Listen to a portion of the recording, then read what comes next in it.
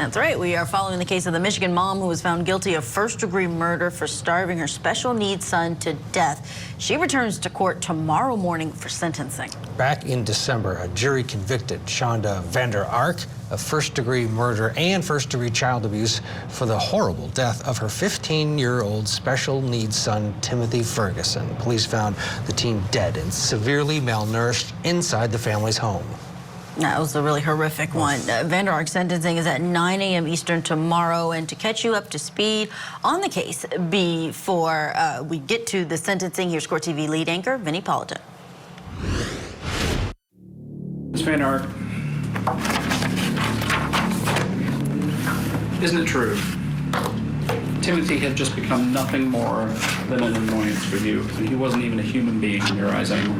That is absolutely not true. Last month, Shanda Vander Ark sat in a Muskegon County courtroom accused of child abuse and murder in the death of her 15-year-old special needs son, Timothy. The night before he passed, I had had less than an hour of sleep. Was this outcome expected by you? Absolutely not. No. First responders found Timothy Ferguson DOA when they arrived at the house. He was in the basement on the floor. It was just skin and bone. Skin and bone. He didn't have any muscles. The Michigan mom and law school graduate claimed she didn't know how dire Timothy's condition was in the weeks before his death. You look like that when you put him in the bathtub?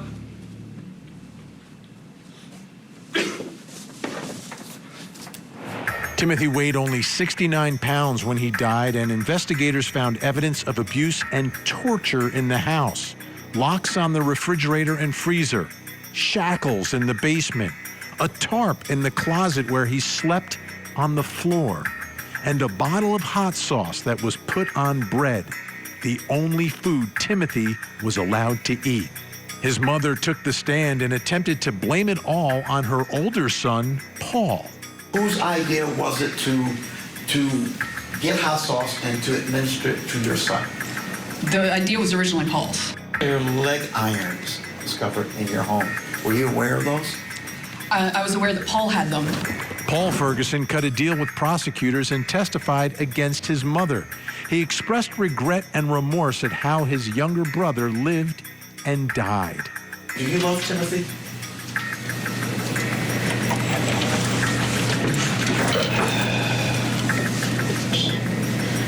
I suppose I didn't love him enough. After Shanda Vander Ark testified, she never returned to the courtroom. It took jurors about an hour to convict her of both charges related to her son Timothy's death.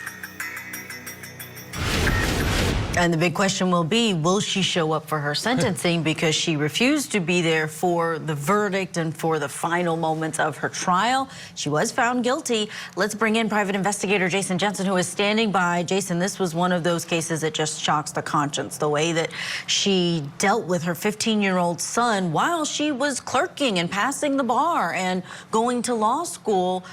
Your take on this case, child abuse cases in particular, can just be so hard for a jury and even a judge to have to preside over.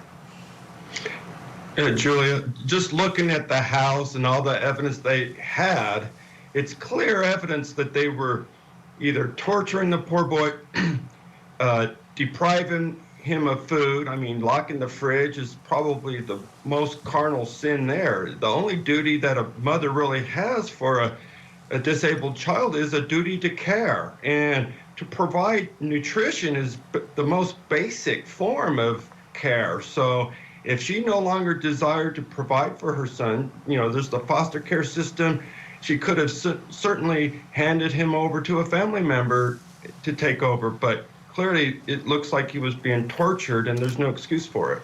You've been an investigator for many years, and it always astounds me how humans can be so cruel to the ones we love, the ones closest to us, and I'm sure you've got firsthand experience of just grisly actions from one to another. In this case, I would put up there, as far as the ones we've covered on Court TV, as just horrifying, the way a mother treated her son.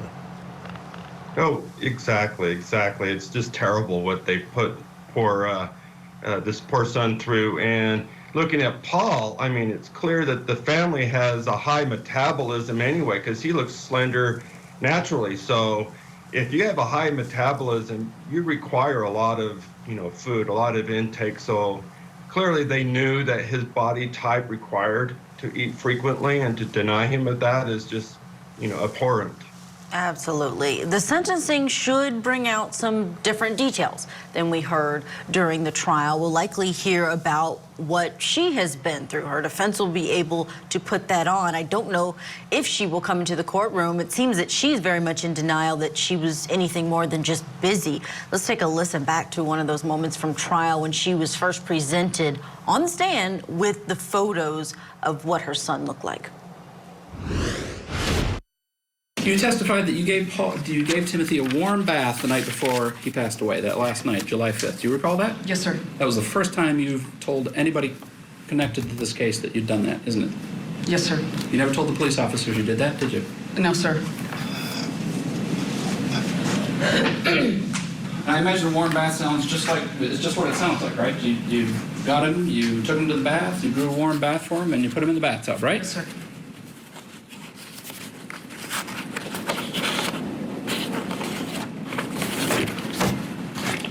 This is hours before he dies, right? Yes, sir. You look like that when you put him in the bathtub?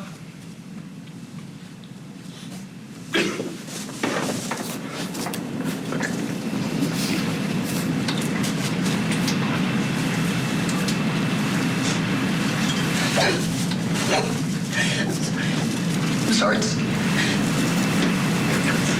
Gotta make me a moment. Yes. Ms. Vander Ark, do we have a...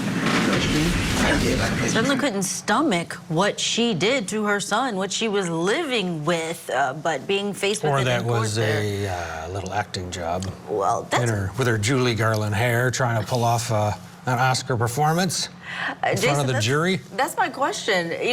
Whether or not she is faking for the jury, faking for the court on the day of closing arguments. She claimed to have a panic attack and waived her right to be there. Should she have to sit through her sentencing, in your opinion?